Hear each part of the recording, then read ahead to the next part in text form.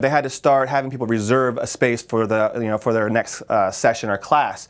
I never had that issue personally, but a lot of my coaching clients have, and they use a software either like Zen Planner or MindBody or whatever you use that they go in and register, pre-register for.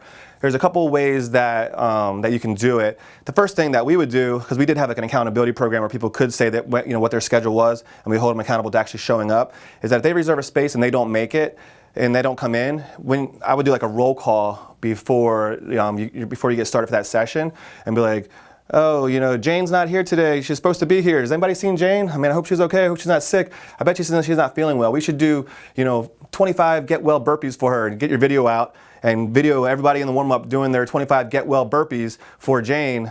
Put it on Facebook, tag her like, hey, you were missing boot camp today, so you must not be feeling well. So we all did 25 get well burpees for you. Hope that helps. See you tomorrow. That should be enough pressure, social pressure, for them to show up or quit. And people are going to reach out to them, hey, missed your boot camp today. I hope you're okay. And plus, it makes light of the situation, and that could take care of it. The other thing that you can do is I've had clients that would have their only 24 hours in advance that they could reserve the session for the next day. So they couldn't schedule out, a week in advance.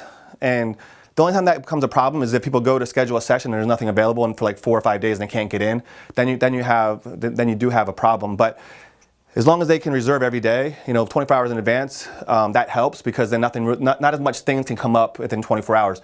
If they schedule 3, 4, 5 days out, and then they forget their kid had a dentist appointment, or they had a parent-teacher meeting at school, or whatever could come up, and that's probably one of the reasons why they're not coming in.